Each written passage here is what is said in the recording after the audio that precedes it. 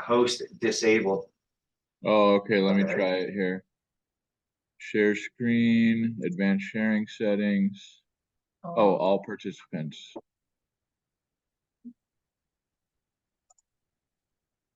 Okay, try one more time. Okay, there we go. Let's see. Share this screen.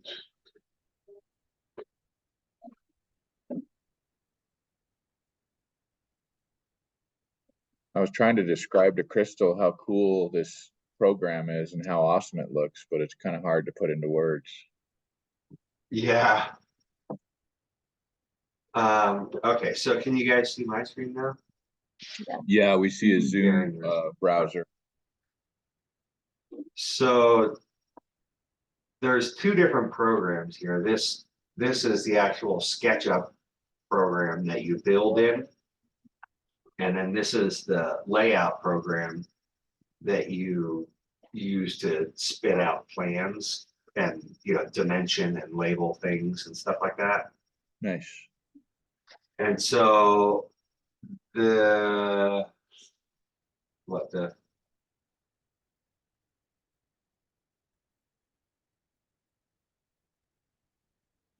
meat of it here is like you could work in these couple of panes over here and then get it to kind of portray through all these other ones. Yeah. And so this is kind of the footprint of the whole addition, or of the whole house. This would be your garage and the rest of the living area. And this area here is the addition.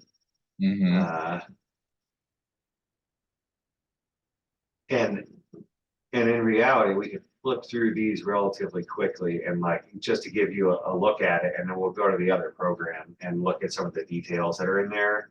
Okay. But if you have any questions, let me know. This is this is just giving you a sense of where all these other pictures are coming from.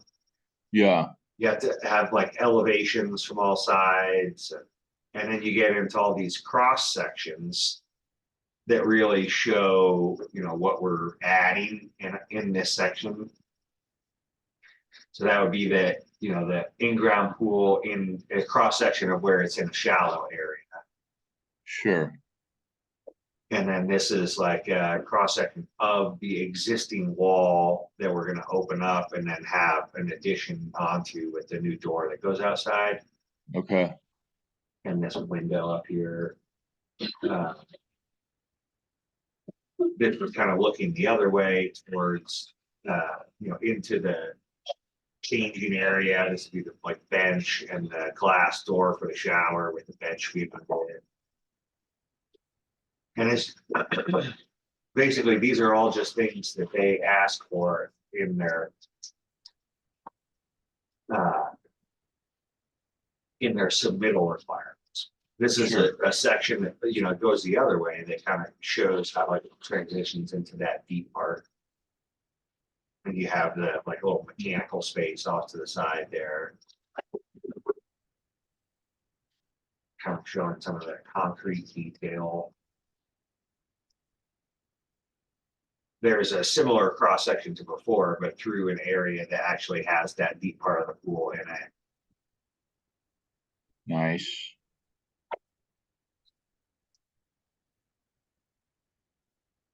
So the pool itself is not resting against the, because when I was trying to submit for the coping mechanism for Buddy, it said, does the pool rest against the wall or something? And an exterior or a wall, yeah. And I don't think it does, right? There's going to be a little bit of a space there. Well, if we. Yeah, that one. So, in this plan, basically, this 8-inch space right here that's drawn out is the pool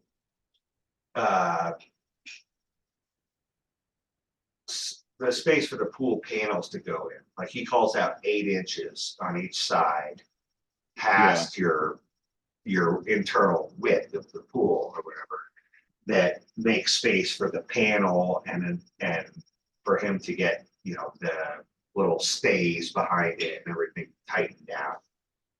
Mm-hmm. And so half of that panel, you know, half of that panel would be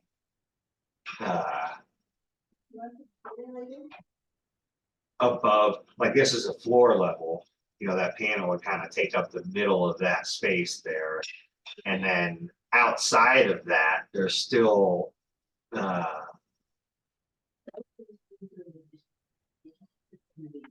you know, there's 1'8" to the inside. So there's basically a foot to, you know, a foot or something like that to the inside here.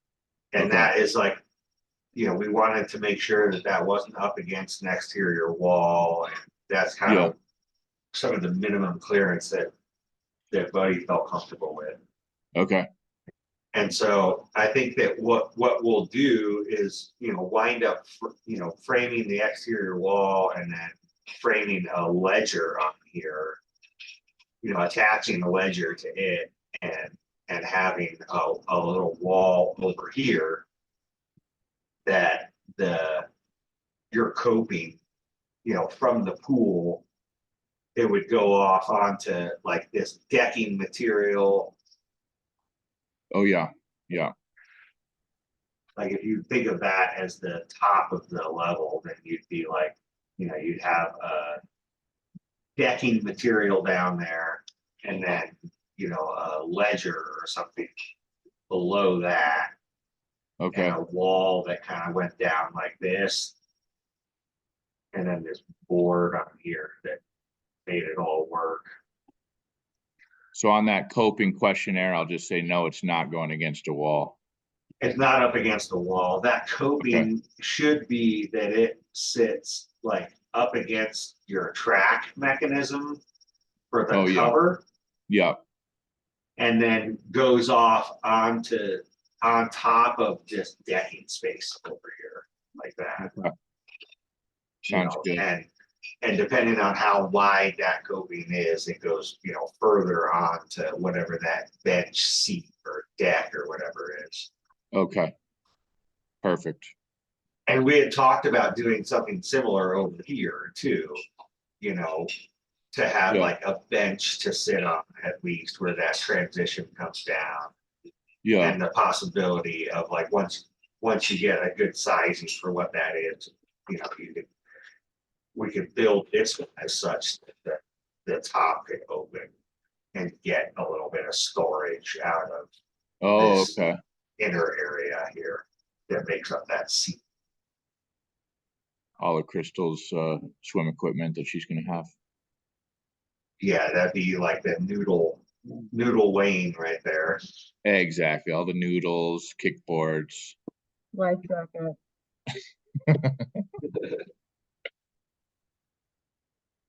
Cool. And then, so this is the set that has all of the details in it, kind of. So yeah, that are for submittal. Solar panels. Those are windows. Those are, I'm sorry, not solar panels. Yeah, skylights. These are skylights on the back. Yeah. And they're twice the length of the other ones that we have. And then your overall shot site plan. And there's a handful more like detailed things you have to put on there. But then this starts to talk about like, okay, what's the existing house, existing structure versus, you know, what we're gonna put up as an addition. And starts to label what everything is, you know, proposed gym room, existing, you know. Let me know if you guys have any questions. I'm just gonna kind of roll through these and show you like some of these details, so that way it sinks in. Like these are these 24 by 72 skylights that will fit into the, you know, regular spacing of the rafter base, and, you know, paneling to match what's existing on the roof.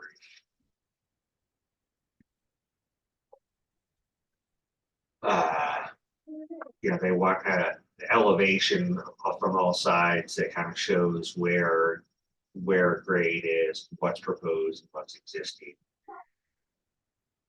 And basically we're matching, you know, what's existing So for the same stucco grade, and the roofing and the roof pitch and all that. But then the grade, you know, I shot some of this the other day when I was there, like this exterior grade starts to dive off here as we get further into the backyard. yeah, And so, like in the next corner there, on this one, this is like the deepest point. This 1'5" here, like below just to get to the ground level from where the top of slab is over here.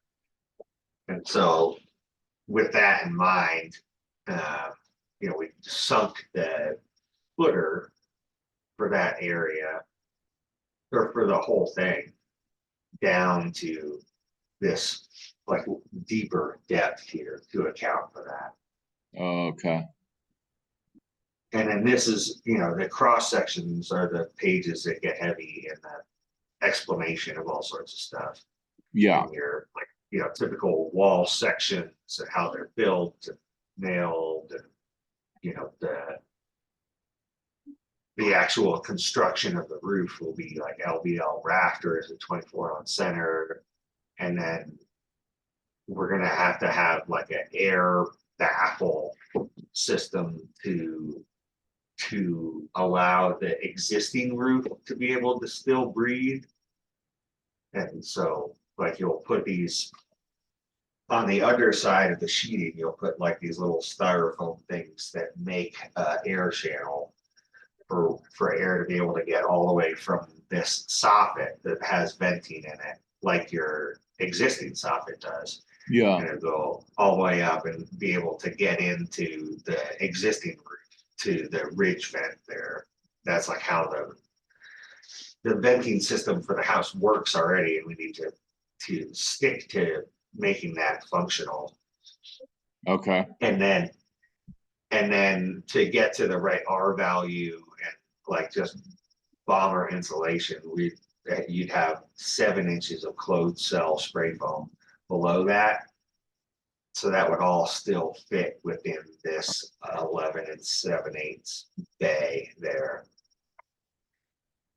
okay, And you get to the, you know, the county has energy code requirements for insulation, you know, for roofs and exterior walls and you know, below heated spaces and stuff like that. So it's just like enough detail to get them to understand what we're doing. looks like a lot of detail to me. Yeah, you know, this is the one that's like, okay, you know, existing door converted to 6x3 window and upgraded header. You know, this is the new door that will access the little storage area.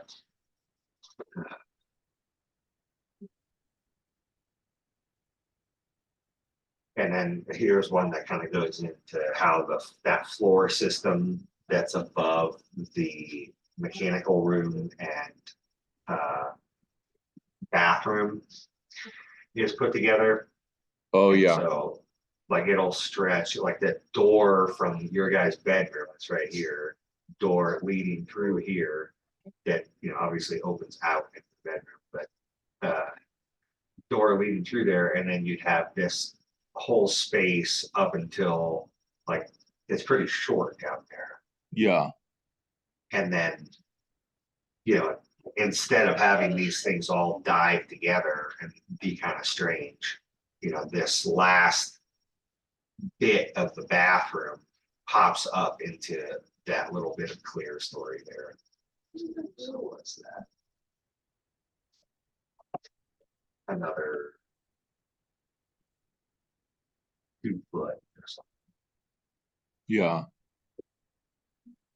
So to like look at that on the floor plan.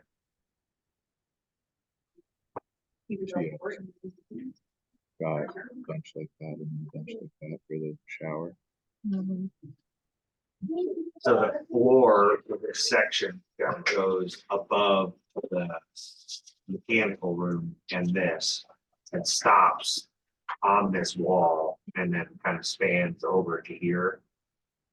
And so if you were walking into that room,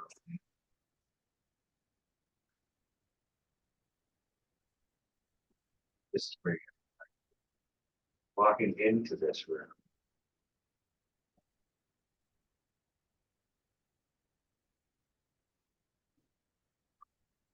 Oh, so our little toilet area is gonna be a little bit higher of a ceiling? A little bit higher of a seat. Oh, that's kind of cool. Get a little space in that toilet area.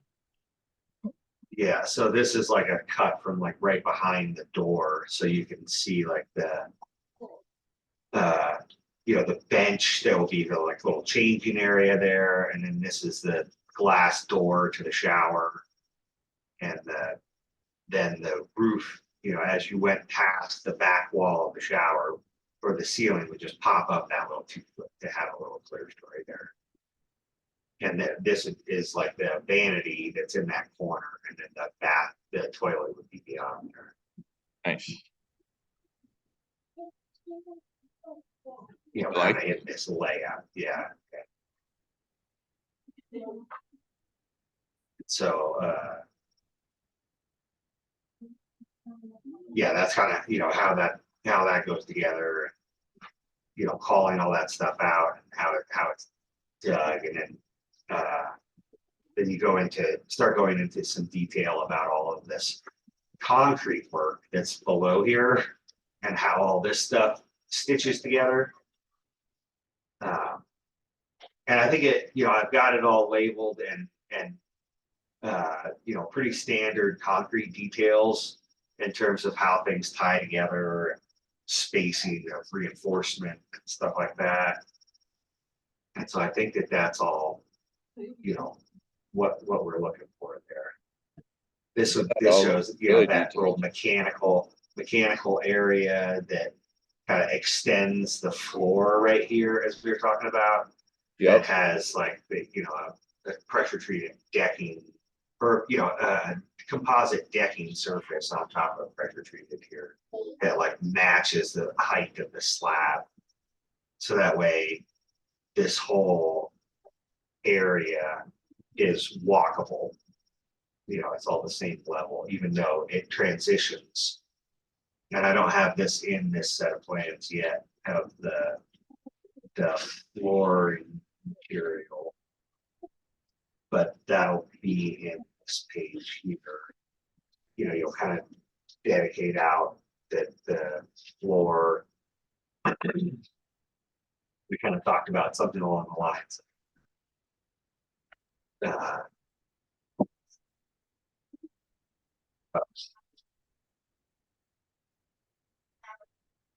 What do you think about this, Crystal, as far as the flooring transition? So Like this, roughly that. And then everything behind here could be tile. And everything past there would be like the Can you please laminate turn that, product. Iris? We're trying to have a meeting. Can you please take that somewhere else? I'm sorry, what did you say? This line that I kind of just drew in here could potentially be the transition between two different flooring. And I think that, this whole area through here and into the bathroom is all one level. And so we could floor through with everything in that like laminate product, or vinyl plank product is probably what we would recommend for that. On the vertical side, because it is like relatively impervious to water. yeah, And they have some cool patterns where you can kind of make it look like one thing or another. The areas where you come through come in through this door and like a wet area right around this tub and all through the bathroom. Normally we would do in like some sort of tile product to make it even more resilient to, you know, get scuffed up and scratched on and whatever else. And so Steve and I at one point had said, you know, we could try and transition and have like an entryway and then just connect back to this wall there. And basically everything behind here would be like a tile product, and then everything over here could be that same vinyl plank product. Would it be like tile with grout? I'm just thinking of like cleaning. Well, we That's were what I talking mean. about doing some really big tile panels, Oh, okay. potentially. You just don't want to have so much grout. Yeah, I mean, we can't even clean our own bathroom. It's What, the tub or the, the tile in our bathroom, and it's already, you know what I mean? Like, it's a lot of grout to clean. well, I Yeah. mean, yeah, but if it's bigger, And we could, you know, try and do that as a vinyl planks product all the way through there. yeah, we could. I mean, because they're like, I mean, waterproof as far as the vinyl planks are like somewhat waterproof-ish. Or, They're in. They say that they're waterproof, yeah, and in general, I've found that like you can have water sitting on them for long amounts of time, and it's not going to get through the lock of the system. uh-huh. Uh, Do you think it would be they don't. easier, like, if like one of the planks broke to like replace, or I'm just trying to think like maintenance wise, like what's the best way to go? That tile lasts forever. Isn't that what you're saying, Mike? Yeah, yeah. I mean, ideally, if you put down, you know, large format tile in there, then it should last, you know, a long time and be hard enough that like you could just scratch stuff on it and it won't mess up the tile. The vinyl plank definitely is a product that is super dense on its top coat and pretty hard to scratch. Like you can, you know, slide stuff across it or, you know, but in terms of replacing, if for some reason one of them got damaged, then replacement of a tile would be potentially easier than replacement of a field plank of vinyl. You can do it. Yeah, You know, they have, you can basically very carefully cut out that plank and then reinsert another one. And yeah, and that's a an area where you would want to have a product that were gluing down. Like you couldn't really float the floor as like a lot of the newer vinyl plank products are like, oh yeah, easy installation and whole thing floats and all you have to do is click it together. You would not want to do that here, just because it's such a large area and goes around so many corners and stuff that like we would need to glue it down. And so as a result, it's even more or even less likely to get damaged because there's, you know, there's no movement to it at all. And it makes it somewhat easier to patch if you had to, in that you can cut out that plank and glue a new one in there, knowing that everything around it is glued as well and not potentially able to move and, have that patch cause problems later. Like if everything is glued down, it's easier to fix. Hmm, And in this situation, you would need to glue it. yeah, I think that, economically, they're probably 2 to 3 times as expensive to do tile. And that's like labor and material combined.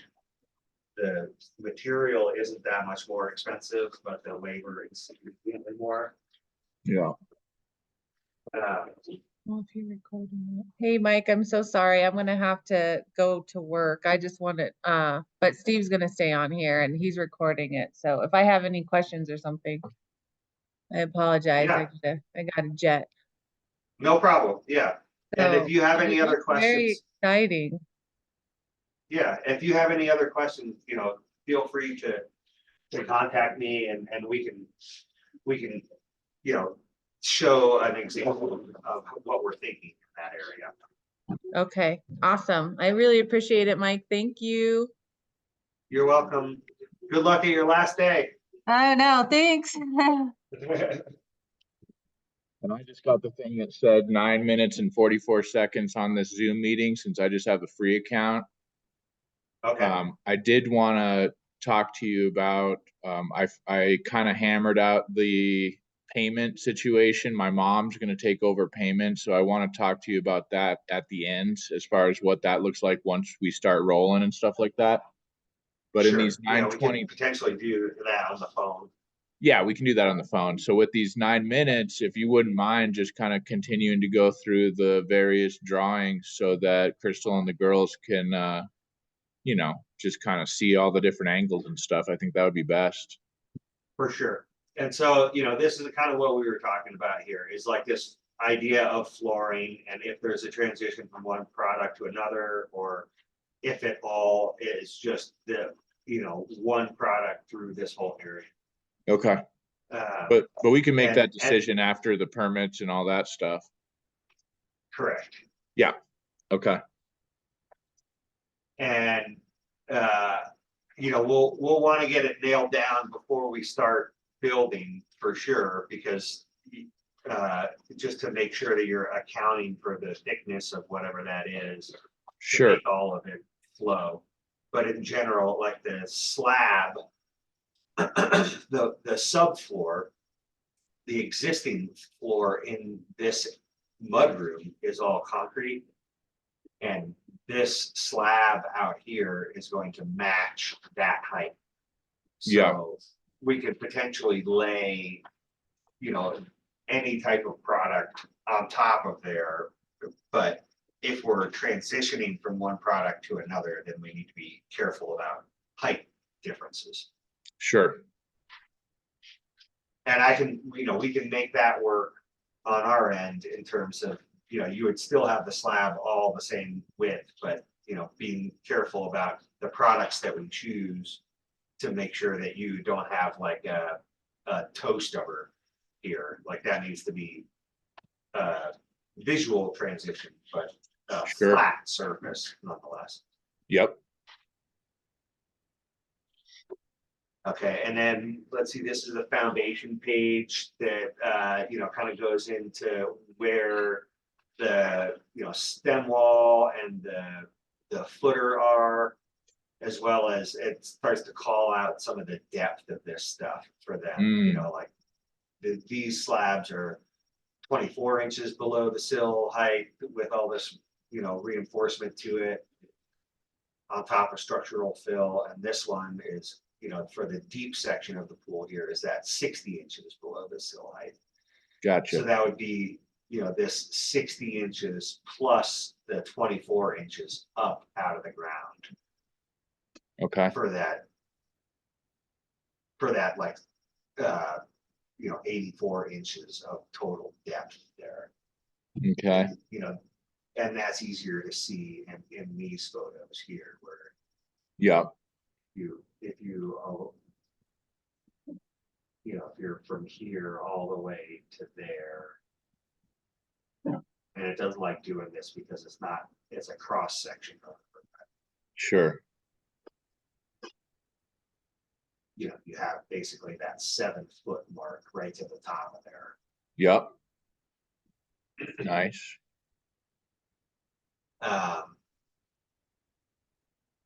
And then it goes into, like in our, this is the existing stem walls that are here. And there's a cross section here that kind of labels and shows that this existing slat or a footer is actually even deeper. That thing starts at like 4 foot down. mm, It goes below that.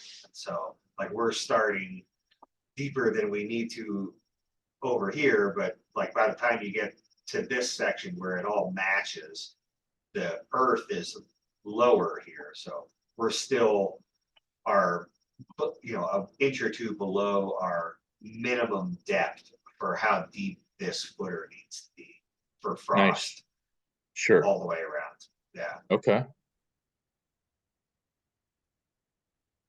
And then these structural pages at the end just start to call out, what's existing and new again, but they're the width and location and call out of these headers.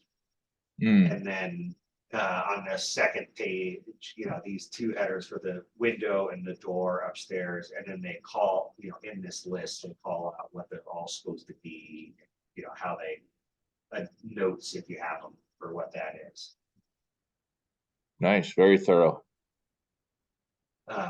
And then the last one is a floor framing plan that like is just, I still have to draw some more lines on this one, but it's basically just showing that there's just a floor system above this mechanical room and the shower area.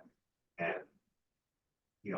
this is actually a joist right there. And oh, okay, the floor system itself is made up of this ledger, all these joists that go across it, and I just showed one of them for clarity. And then, yeah, this ledger that sits over here that goes over into this wall. And all these joists would, kind of straight across here. you gonna put a header over there, something to be able to make it so it can support it, since you're not going all the way across, or? Yeah, this is an extension of that, and so it calls it Okay. out. And this is kind of a sideways view of it looking, and that would be one joist, that would be one of many here. Yeah, And then this is the one that kind of that shows that there's a LVL / header here that spans over that, and it has the joist connectors to connect to all of these floor joists here that have flooring on top of it. Nice. So like and here's the ledger on the other side that everything is attached with hangers and stuff. Like it's certainly overbuilt for the floor system that it is. yeah, But it complies with what they're gonna ask for, and it matches the height of what's there. So. Yeah. Might as well build it Yeah. that way. And this wall is the wall that separates the mechanical from the shower, and that one is continuous throughout the whole thing. So like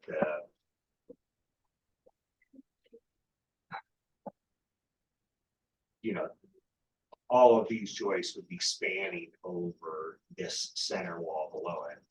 And then this header is really picking up almost half of the load of this floor. So this header doesn't need to be that big. That's why it's not like oversized and called out in some other way. It's like the LVL that you're gonna use as a rim here is enough to be able to hang what you're doing there. Okay. Well, it looks great. And in the other program, is there anything, while we've got about 70 seconds here on this Zoom, I could always redial it up, but I don't really No, want. I mean, I think for the most part, you know, like you know, you can look at it from slightly different angles. You can see like where all of these things are coming from. But in reality, it's like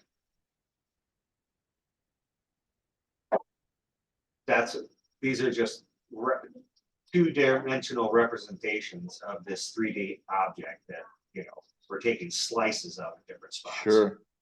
So that way we can call out and not showing, oh yeah, this is this and this is that. So Making it easy. the only last thing that I've got on this is if we do run up against budget stuff, we can always just do the rough-in for the bathroom, and then you're just gonna have basically a changing area and the structure, but the actual bathroom and the steam shower and stuff are gonna be for later.